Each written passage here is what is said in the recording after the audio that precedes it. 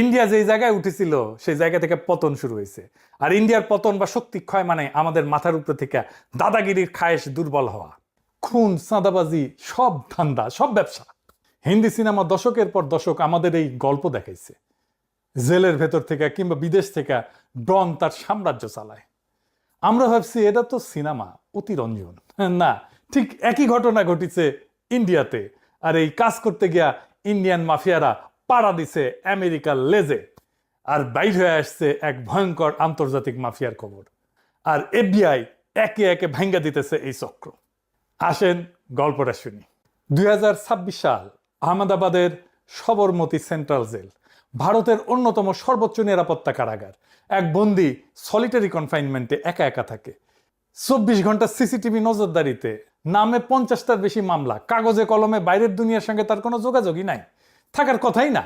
অথচ এই বছর জানুয়ারিতে এই সেল থেকে একটা এনক্রিপ্টেড হোয়াটসঅ্যাপ বার্তা পৌঁছায় 7 সমুদ্র পারে লস অ্যাঞ্জেলসে। দাবি কি? $50 লক্ষ দিতে হবে। ওরে বাপরে, না দিলে পরিণতি ভয়াবহ। বাঙ্গুদের চাইতে অবশ্য নিরাপদ, অন্তত বিসি চাইপা ধরে নাই চান্দার জন্যে। জানেন তো, এই যে এটা দেখেন,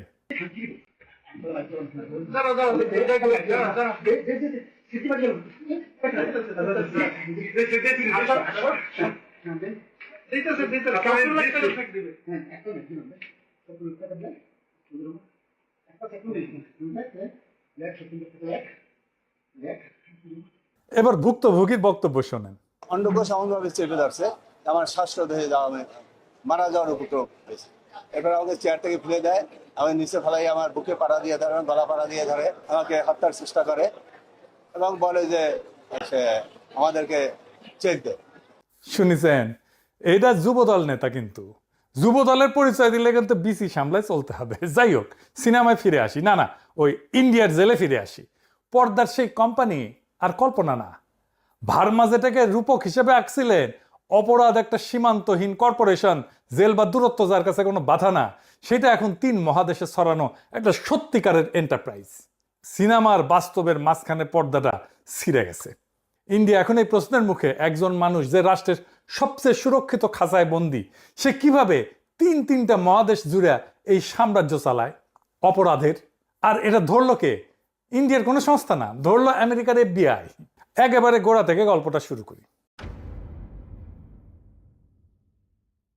7 জুলাই 2026, সুদূর আমেরিকার লস অ্যাঞ্জেলস শহরে সেদিন একটা সংবাদ সম্মেলন ডাকলো মার্কিন বিচার বিভাগ, যাকে ইংরেজিতে বলে ডিপার্টমেন্ট অফ জাস্টিস। আপনারা জানেন, মানে আমাদের দেশের আইন মন্ত্রণালয় আর অ্যাটর্নি জেনারেলের দপ্তর মিলায় যা অনেকটা সেরকম জিনিস আর কি।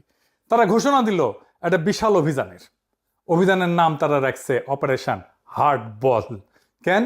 কারণ মার্কিন আদালতে 3টা আলাদা অভিযোগপত্র জমা পড়ছে। ইংরেজির যাকে কয় ইনডেক্টমেন্ট, ইংরেজি যেহেতু কয়েছে ঠিকই কইছে, তাই না? তো এমন 3টা অভিযোগপত্রের নাম উঠছে মোট 37 জনের। আর তাদের মধ্যে 24 জনকে ইতিমধ্যে গ্রেপ্তার করা হয়েছে। কেউ আমেরিকায়, কেউ কানাডায়, একজন সুদূর স্পেনে। আর কি উদ্ধার হয়েছে জানেন? প্রায় 1000 কেজি কোকেন, 1 কেজি হেরোইন, 12টা আগ্নেয়াস্ত্র আর নগদ $40,000। এখন নিশ্চয়ই বুঝতে পারতেছেন, এটা কোনো সিসকে চোর বাটপাড়ের দল না। এই অভিযানের নিশানা কারা? মার্কিন কর্তৃপক্ষ বলছে 3টা সংঘবদ্ধ অপরাধী চক্র, যাদের শিকড় ইন্ডিয়ায়, ভারতে। তো এই 3টা চক্র কারা? 1 নাম্বার আর সবচেয়ে বড় নাম হইতেছে লরেন্স বিষ্ণই সিন্ডিকেট। হ্যাঁ, ইংরেজি নাম আর কি। 2 নাম্বার যজ্ঞু ভগবান পুরিয়া গ্যাং। 3 নাম্বার রবীন্দ্র সিং ধান্না নামে একটা মাদক পাচারের নেটওয়ার্ক। আর এই পুরা অভিযোগপত্রের সবচেয়ে ভয়ঙ্কর অভিযোগটা কি জানেন? সবচেয়ে ভয়ঙ্কর অভিযোগ হচ্ছে 2023 সালে কানাডার সারে শহরে একটা শিখ মন্দিরের ঠিক বাইরে খুন হয়েছিল না হরদীপ সিং নির্জার নামে এক ব্যক্তি। মার্কিন অভিযোগপত্র বলতেছে এই খুনের নির্দেশ দিছিল বিষ্ণই আর তার সাগরেদ গোল্ডি ব্রার। মনে আছে 2023 সালে কানাডার তৎকালীন প্রধানমন্ত্রী জাস্টিন ট্রুডো প্রকাশ্যে অভিযোগ তুলছিল নির্জার হত্যায় ভারত সরকারের এজেন্টরা জড়িত। ইন্ডিয়া কানাডা সম্পর্ক একেবারে তলানিতে নামে, কূটনৈতিক বহিষ্কার হয়, কনসুলেট বন্ধ হয়ে যায়। এখন 3 বছর পর আমেরিকার বিচার বিভাগ আর কানাডার নিজের পুলিশ আর সিএনপি দুইজনেই বলতেছে এই অভিযান করছে বিষ্ণই সবরমতী জেলের সলিটারি সেল থেকে, চোরাই মোবাইল আর ভিওআইপি ডিভাইস দিয়া 3 মহাদেশ জুড়ে খুন চাঁদাবাদি চালাইছে জানুয়ারি 2026 পর্যন্ত, এই বছর।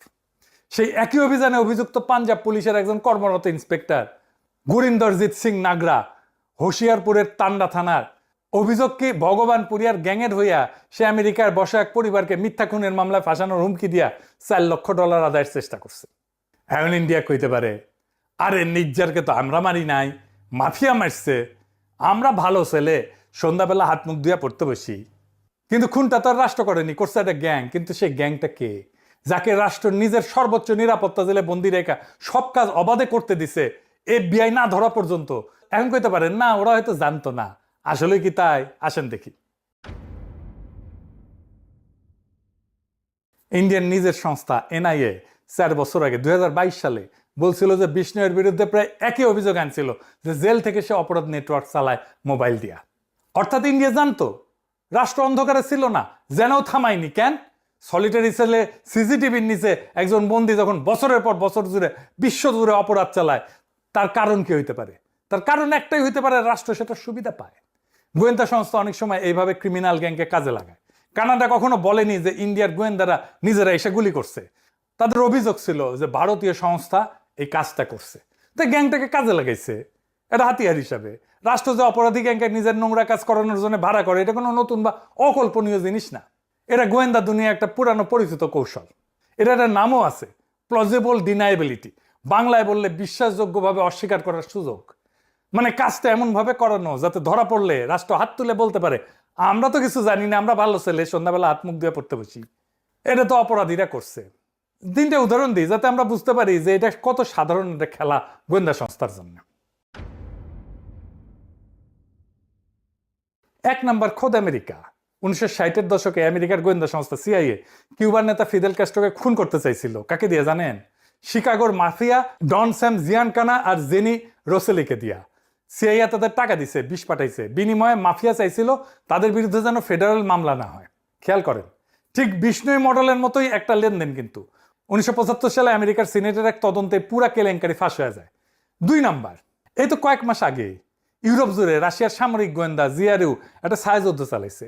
পশ্চিম গোয়েন্দারা বলছে জিআরইউ টেলিগ্রামের মতো অ্যাপে সাধারণ মানুষের সিসকে অপরাধীদেরকে ভাড়া করছে অগ্নিসংযোগ, নাশকতা, গুপ্তচর বৃত্তির জন্য। এদের বলা হইতেছে ডিসপোজেবল এজেন্টস, মানে ব্যবহার করে ছুঁড়ে ফেলে দেওয়া লোক। ভিলনিউসে একটা আইকিয়ার দোকানে আগুন, ওয়ার্সাতে 1000 দোকানের একটা শপিং মলে আগুন, দুটাই এই ভাড়াটা লোকদের দিয়ে করানো। 10,000 ইউরোর লোভ দেখায়। ব্রিটেনের গোয়েন্দা প্রধান একে বলছেন একটা বেপরোয়া নাশকতা অভিযান। আর 3 নাম্বার উদাহরণটা আমাদের এই অঞ্চলে। ইন্ডিয়া অভিযোগ হইলেছে যে পাকিস্তানের গোয়েন্দা সংস্থা ISI বহু বছর ধরে আন্ডারওয়ার্ল্ড ডন দাউদ ইব্রাহিমের অপরাধ সাম্রাজ্যকে নিজেদের হাতিয়ার হিসেবে ব্যবহার করতেছে। 1993 সালে মুম্বাই বিস্ফোরণ সহ নানা কাজে ইন্ডিয়া নিজেই অন্যদের দোষ দেয় ক্রিমিনাল গ্যাংকে কাজে লাগানোর। দাউদ ইব্রাহিম তো পাকিস্তান থাকেও না, কিন্তু বিষ্ণয় তো ইন্ডিয়ার জেলে থাকে। ইন্ডিয়া জানেও সে অপরাধমূলক কাজ করে জেলে থেকে, ইন্ডিয়া তাকে কাজ করতে দেয়। কিন্তু নির্জারকে যখন মারে এই বিষ্ণুই, তখন হাত ঝেড়ে বলে আমি কিছু করি না, আমি ভালো ছেলে, সন্ধ্যাবেলা হাত মুখ দিয়ে পড়তে বসি। মজাই মজা। এদের সদস্য সংখ্যা কত জানেন? 7 থেকে 800। এই 2026-এ পর্তুগালে ইন্ডিয়ান নাগরিকের উপর গুলি বর্ষণের দায় স্বীকার করছে এই গ্যাং। আন্তর্জাতিক বিশ্লেষকরা বলছে এই প্রথমবার একটা ভারতীয় সংগঠিত অপরাধ চক্রকে পশ্চিমা সরকারগুলো নিছক অপরাধ না, একটা ট্রান্সন্যাশনাল নিরাপত্তা হুমকি হিসাবে দেখতেছে। ইন্ডিয়ান সংগঠিত অপরাধ এখন আর শুধু ইন্ডিয়ান আভ্যন্তরীণ সমস্যা না, এটা একটা বৈশ্বিক সমস্যা। আর এই বৈষ্ণই, ভগবানপুরিয়া, ধান্দা, নাগরা, গোল্ডিব্রার, এই যে গোটা ট্রান্সন্যাশনাল অপরাধ সাম্রাজ্য যা 3 মহাদেশে খুন, চাঁদাবাজি, মাদক চালায়, এদের দিকে একবার তাকান। এদের মধ্যে একজনও কি মুসলমান?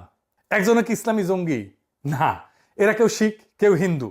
কিন্তু এই ভারত রাষ্ট্র সারা দিন রাত সন্ত্রাসবাদ, জঙ্গিবাদ বলে চিৎকার করে, যে রাষ্ট্র বরাবর একটা নির্দিষ্ট সম্প্রদায় মুসলমানদের ঘাড়ে জঙ্গিবাদের অপবাদ চাপায়, প্রতিবেশী দেশকে সন্ত্রাসের আতুরঘর বলে ভিলিফাই করে, সে একই রাষ্ট্রের প্রাতিষ্ঠানিক কাঠামোর ভেতরে বৈশা একটা বিশাল অপরাধ চক্র গোটা আন্তর্জাতিক অপরাধ পরিচালনা করতেছে জেলের সেলের মধ্যে থেকে, পুলিশ অফিসারের যোগ সাজসে।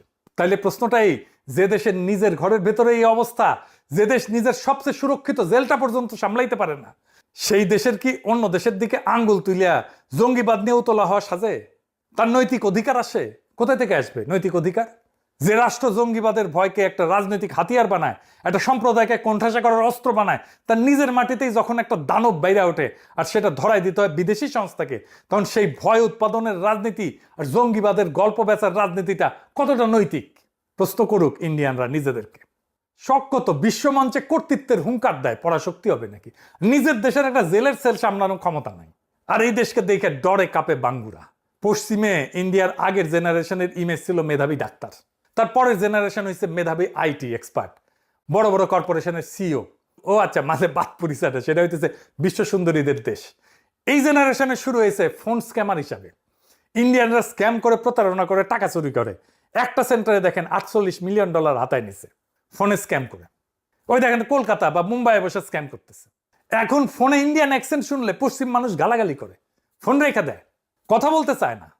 এই দেখেন গার্ডিয়ান এই নিউজ আসছে, এটা নিয়ে স্টোরি হয়েছে। আর এটা শুরু হয়েছে H1B ভিসা দিয়া ফ্রড করা। H1B ভিসা কি জানেন তো? এই ভিসার মাধ্যমে ইন্ডিয়ানরা সবচেয়ে বেশি আমেরিকা আসে। এই ভিসা ইন্ডিয়ানরা সবচেয়ে বেশি ব্যবহার করে। এটা একটা আমেরিকার অস্থায়ী কর্মসংস্থান, নন ইমিগ্রেন্ট ওয়ার্ক পারমিট আর কি, যার মাধ্যমে মার্কিন কোম্পানিগুলো বিদেশি দক্ষ পেশাজীবীদের নিয়োগ দিতে পারে। এটা সাধারণত এমন চাকরির জন্য ব্যবহার করা হয় যেখানে অন্তত ব্যাচেলার ডিগ্রি বা সমমানের বিশেষায়িত জ্ঞান প্রয়োজন। একজন মার্কিন নিয়োগকর্তা, এমপ্লয়ার, সে বিদেশি কর্মীকে চাকরির প্রস্তাব দিবে। নিয়োগকর্তা কর্মীর পক্ষ থেকে H1B এর জন্য আবেদন করবে আমেরিকার কাছে। কর্মী নিজে সরাসরি আবেদন করতে পারবে না।